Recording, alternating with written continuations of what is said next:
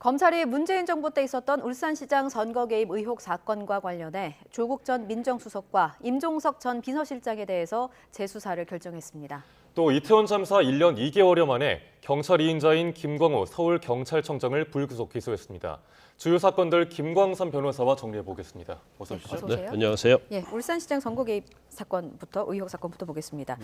먼저 어떤 사건인지 이게 좀 과거부터 거슬러 올라가야 될 것 같아요. 사건을 한번 정리해 주신다면요. 일단 이제 2018년도에 이제 지방자치 선거가 있었죠. 네. 그래서 이제 울산시장 선거가 있었는데 그 당시에 시장이 김기현 의원이었어요. 예. 그래서 김기현 의원이었는데 이제 그 민주당 측으로부터 출마하려고 하던 이제 송철호 나중에 이제 시장이 됐죠. 송철호 전 울산시장, 그다음에 경제부시장인 송병기, 그리고 그 당시에 울산 경찰청장인 이제 황운하 민주당 의원이었거든요. 예. 그래서 이 세 명이 청와대, 그러니까 청와대 특히 이제 민정수석실, 청와대 쪽에 수사를 해달라고 이제 청탁을 했다는 그런 취지입니다. 그래서 네. 김기현 당시에 울산시장과 관련된 청탁을 수사를 했고, 이러한 청탁을 받고서 백원우 그 당시에 이제 민정비서관 그리고 박형철 반부패 비서관이 그 첩보된 내용을 가지고 이제 경찰청에다 수사 지휘하고 경찰청에서 다시 울산경찰청으로 내려보내서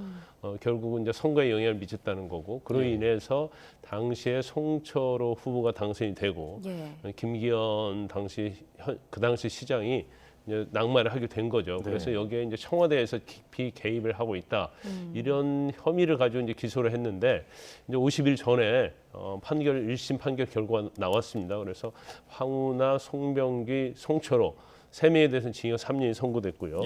그다음에 민정비서관이었던 백원우 전 비서관 그리고 박형철 반부패 비서관에 대해서는 유죄 판결이 선고됐죠. 네. 근데 검찰이 이번에 그 조국 전 민정수석 그리고 임종석 전 대통령 비서실장 등 뭐 5명에 대해서 이 재기 수사 명령을 내렸습니다. 이 그 서울고검이 지검에 명령을 내린 건데 이런 재기 수사는 보통 어떤 때에 결정됩니까?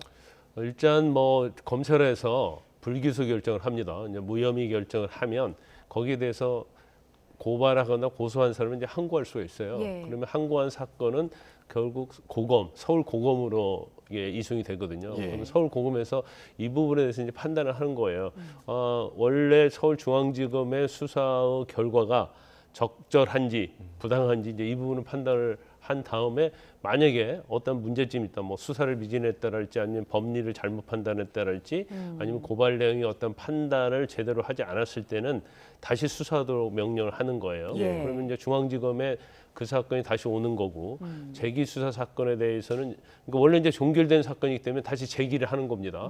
그다음에 거기에 이제 새로운 사건이 부여가 돼서 이제 중앙지검에서 다시 수사를 하는 거죠. 그런데 이번 사건은 뭐 아마 재수사한 이유 자체가 수사가 제대로 안 됐다는 거고 그다음에 지금 50일 전에 1심 판결 선고가 있었잖아요. 그 내용을 전체적으로 봐서 수사를 더할 필요가 있다. 그래서 재기해서 재수사해라 이런 명령을 한 겁니다. 임종석 전 비서실장, 조국 전 수석을 포함해서 5명에 대해서 재기 수사를 명령한 건데 그렇다면 어떤 혐의를 좀 중점적으로 다시 보겠다는 겁니까? 일단 조 전 장관은 두 가지 혐의가 다 해당이 돼요. 그러니까 이제 제일 중요한 것은 이제 하명 수사와 관련된 부분이고요. 또 하나가 그 당시 송철호 후보의 상대인인 민주당 후보들이 있었거든요. 그런데 그 사람들을 매수했느냐 하지 않았느냐 이제 두 가지인데 경쟁 후보 매수 혐의. 그렇죠. 그래서 조국 전 장관이 그 당시 민정수석이었거든요.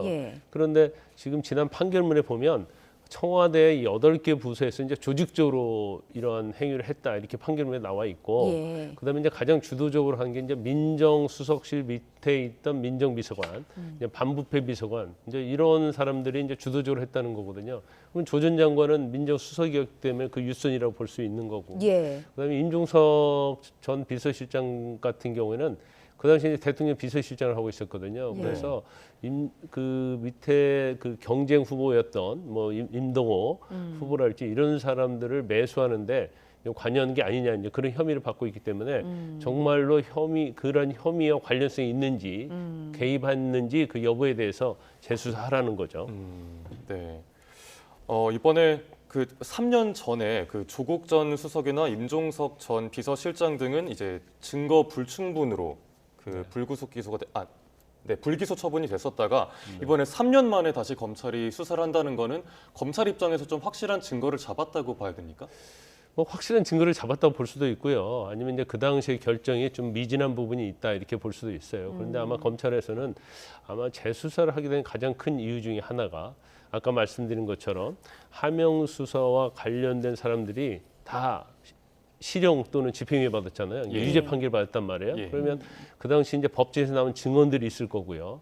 그래서 이제 공판기를 검토하고 그다음에 이제 판결문이 있거든요. 예. 이제 판결문 이런 것들과 원래 수사했던 기록을 종합해서 보고 수사를 좀 더 할 필요가 있어서 경우에 따라서는 임종석 전 비서실장이랄지 조 전 장관에 대해서도 뭐 기소할 여지가 있다 이렇게 판단을 한 거죠. 그래서 일단 재수사 명령을 내려서 재수사한다고 해서 반드시 기소되는 경우도 있지만 예. 기소되지 않는 경우도 있어요. 그래서 재수사한 다음에 그 수사한 자료와 증거를 가지고 기소할지 여부를 결정을 하는데 예.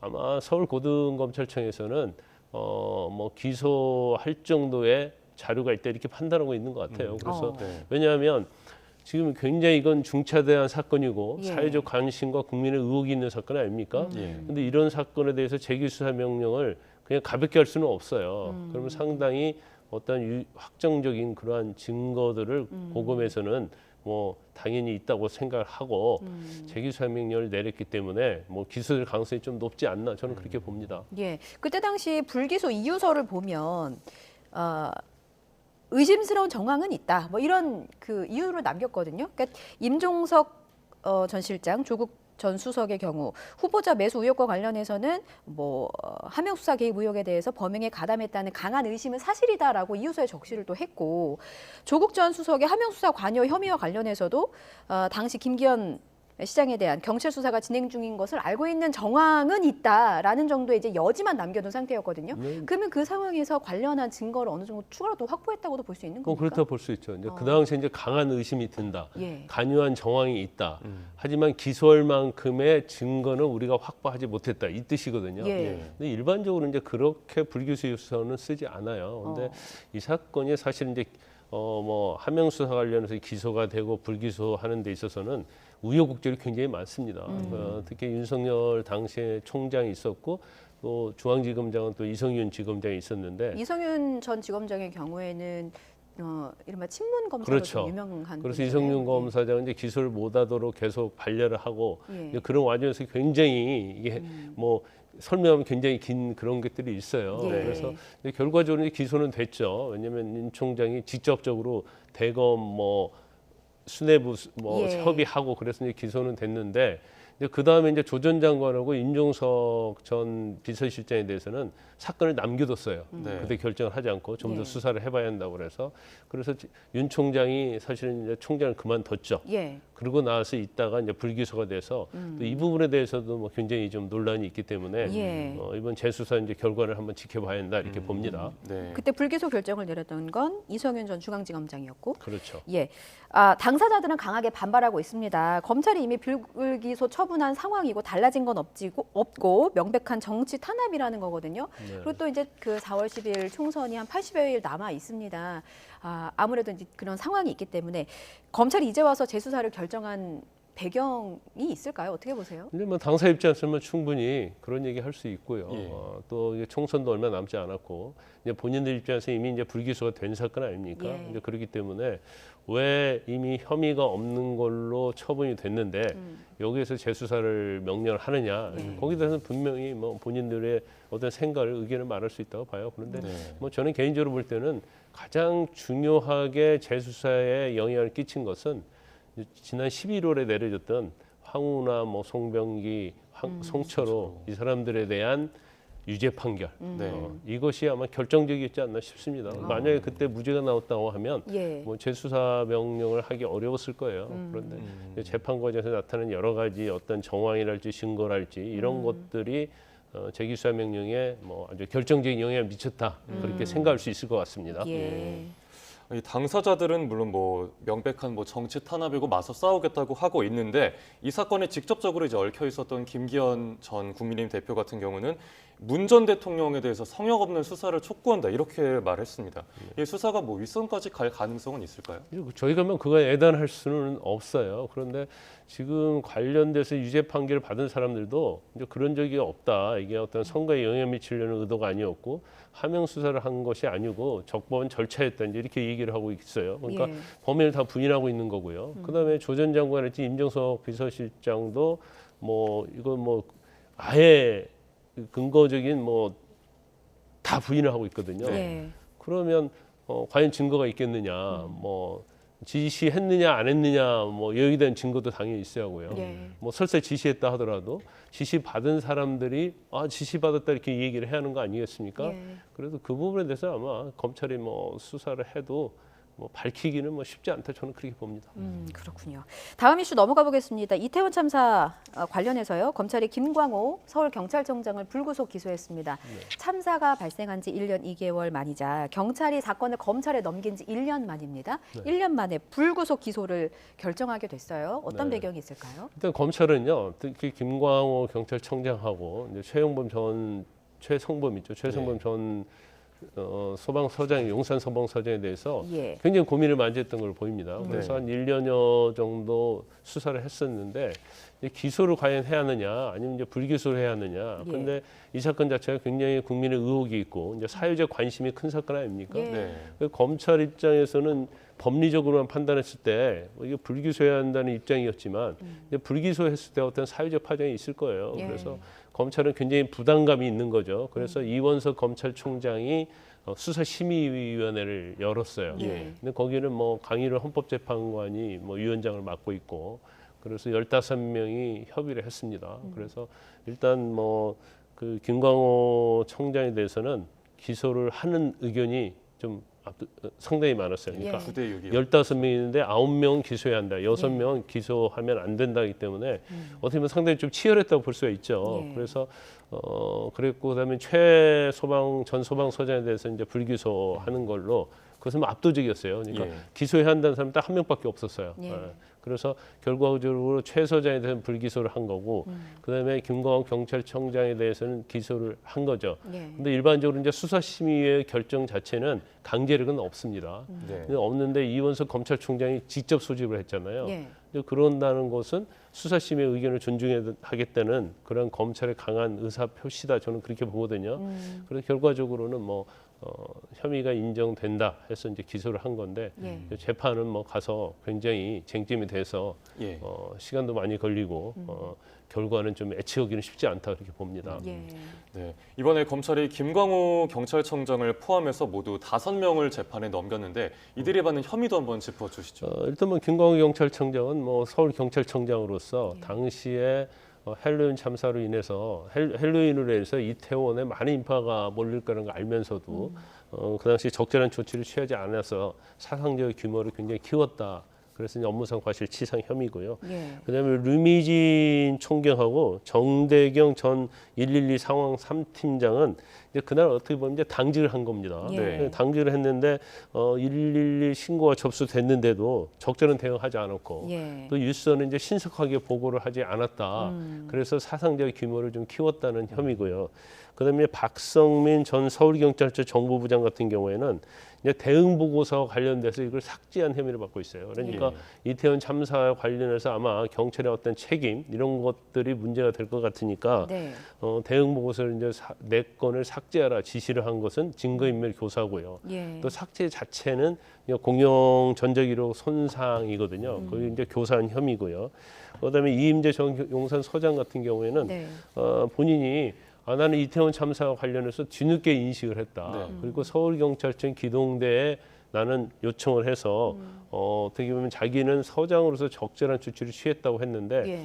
사실 그 보고받은 시점 이런 것들이 이제 허위를 드러났어요. 네. 그래서 결국 국회에서 어떤 증언한 내용이 허위다. 그래서 국회 증언 감정에 관한 법률 위반으로서 이제 기소가 됐는데 예. 총 19명이 기소가 됐습니다. 그리고 해밀턴 호텔 같은 경우에는 이제 이태원 참사가 난 장소에서 이제 불법 증출을 했다는 거잖아요. 네. 이제 그 관련해서 이제 벌금형 받았어요. 네. 그런데 그 부분에 대해서도 1심에서 유죄 판결이 났죠. 네.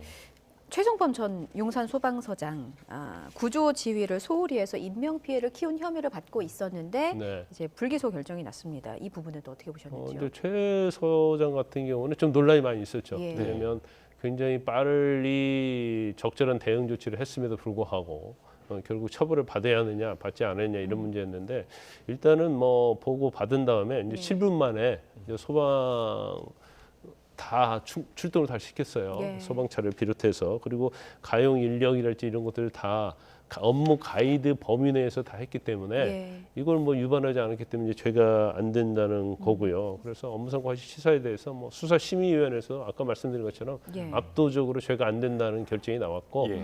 뭐 제가 볼 때도 뭐 이 정도의 했으면 소방서장으로서 최선을 다했다. 그래서 본인의 어떠한 잘못으로 인해서 인명 피해 규모를 키웠다 이렇게 볼 수는 없을 것 같아요. 그래서 네. 검찰도 이제 불기소를 한 걸로 보입니다. 네. 이번에 그럼 현재까지 이제 김 청장 포함해서 뭐 박형, 뭐 용산구청장이나 임재 전 용산서장 등 19명 그리고 해밀턴 호텔 운영하는 그 해밀턴 관광 등 법인 두 곳 합쳐서 총 21명이 이렇게 참사 관련 재판을 받았는데 네. 그럼 검찰 수사는 이제 마무리 단계에 들어갔다고 보면 될까요? 그렇죠. 이제 거의 마무리됐다 이렇게 보고요. 그다음에 뭐 또 새로운 증거가 나타난다든지 아니면 또 새로운 고발을 하게 되면 예. 관련돼서 수사를 하다가 이 혐의와 관련돼서 관련이 있다고 하면 또 뭐 기소할 수도 있겠죠. 그런데 이제까지 보면 이제 소방 쪽이랄지 그다음에 이제 경찰 쪽, 그다음에 용산구청 이제 관련된 공무원 아니면 뭐 구청장, 청장 뭐 이런 사람들에서 거의 다 수사 이루어졌거든요. 예. 그러면 거의 이제 검찰의 수사는 이제 마무리됐고 단지 이제 재판에서 굉장히 치열한 논란이 있을 거라 이렇게 봅니다. 예. 뭐 싸움이 굉장히 치열하게 될 거예요. 왜냐하면 세월호 사건을 예를 들면 예. 그 당시에 뭐 구조 조치를 늦게 했다랄지 좀 문제가 있다 해서 이제 해경청장 뭐 그런 사람들이 기소가 됐는데 다 예. 무죄가 나왔어요. 예. 그러니까 그 당시 이제 대법원 판결은 현장에 있지 않는 그러한 사람들의 어떤 적절한 대응 조치를 안 했다 하더라도 사상자 규모를 키운 거에 대해서 이제 책임이 없다고 판결이 나왔기 때문에 예. 아마 이 판결을 가지고 기소된 사람들은 많은 논리와 주장을 펼 겁니다. 그래서 아마 법정에서도 굉장히 쟁점과 관련해서 치열한 이제 법정 싸움이 시작이 됐다 이렇게 볼 수 있어요. 예, 불구속 기소된 김광호 청장이 사실 그 이태원 참사 부실 대응으로 수사를 받는 경찰 간부 중에 최고위직이거든요. 그래서 네네. 그 윗선에 대한 수사가 또 시작될지 않을지, 왜냐하면 그 저희 앞서 짚어봤던 울산시장 선거배임 의혹과 관련해서도 어쨌든 네. 수사가 다시 시작됐잖아요. 네네. 근데 그 이상민 행안부 장관이나 윤희근 경찰청장 무혐의 처분 혹은 내사 종결 처리됐는데 이 윗선에 대한 재수사 가능성도 좀 남아 있긴 한 건지 궁금합니다. 이 사건은 이제 하명 수사 사건은 좀 분리를 해야죠. 이제 예. 하명 수사는 위에서 내려서 한 거고 네. 이태원 참사는 현장에서 사고가 나서 사태가 나서 예. 이걸 보고한 이런 내용이기 때문에 단순히 이제 보고받고 뭐 관여했다고 해서 무조건 죄가 인정되는 건 아니에요. 그렇기 때문에 뭐 윤희근 청장이랄지 뭐 이상민 뭐 행안부 장관까지 가기는 쉽지 않다 이렇게 봅니다. 예. 네.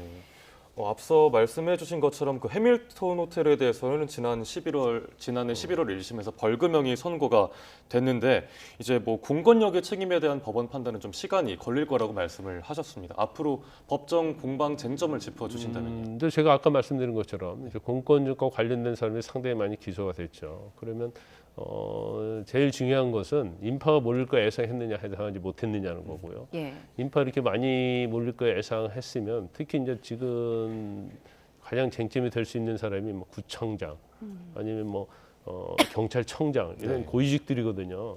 그러면 거기에 어떻게 적절한 대응 조치를 취해야 하고 또 그로 인해서 사고가 발생한 거에 책임이 있느냐.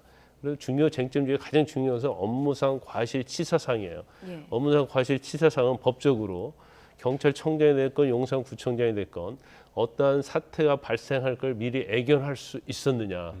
예견한다는 걸 미리 본인이 어떤 주의 의무라는 게 있거든요. 예. 그래서 예견할 수 있었음에도 불구하고 하지 않았을 때 죄가 성립되는 거예요. 그래서 이 업무상 과실치사상죄가 사실 법리적으로 굉장히 어렵고요. 또 유죄 무죄가 많이 갈리는 그러한 범죄거든요. 네. 그래서 아마 뭐 아까 뭐 제가 몇 번 뭐 누누이 강조한 것처럼 이 부분이 뭐 치열하게 다퉈질 걸로 예상이 되고 쟁점이다 이렇게 보시면 되겠습니다. 예, 결론을 섣불리 예상하기는 좀 어려울 것 같습니다.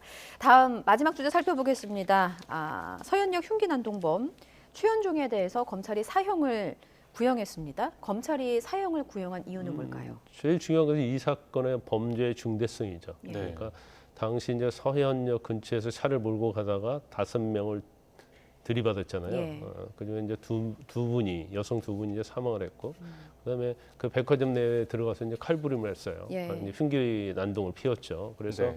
이 사건 자체가 굉장히 국민으로 하여금 이제 경악하게 한 사건 아닙니까? 그래서 일단 범죄의 중대성이 너무나 심하다는 거 하고요. 그다음에 두 번째는 이 최원종이 이제 법정에서 계속 주장하는 것이 이제 조현병에 의한 이제 심신미약을 주장했어요. 예. 그런데 이제 정밀 정신 분석을 했었는데 이제 조현병에 의한 이제 범죄다 이런 결과가 나왔거든요. 그러니까 이제 본인의 입장에서는 아무튼 뭐 나는 조현병이고 그 당시 내 정신 상태가 정상적이 아니었다는 걸 주장해서 예. 계속 뭐 어떤 형량을 낮추고 자신의 어떤 범죄에 대해서도 뭐 이렇게 반성의 기미가 없다는 거죠. 그래서 네. 뭐 검찰에서는 뭐 사형 구형을 한 거고요. 뭐 사형 구형은 뭐 상당히 뭐 당연하다 저는 그렇게 생각합니다. 최현종이 재판부에 반성문을 좀 제출한 걸로 알고 있는데 그 부분을 두고도 이제 검찰에서 반성의 기미가 없다고 본 이유는 무엇일까요? 근데 반성의 기미 이제 그게 사실 진정성에 관한 문제인데 예. 이제 본인도 이제 그런 얘기를 하는 거예요.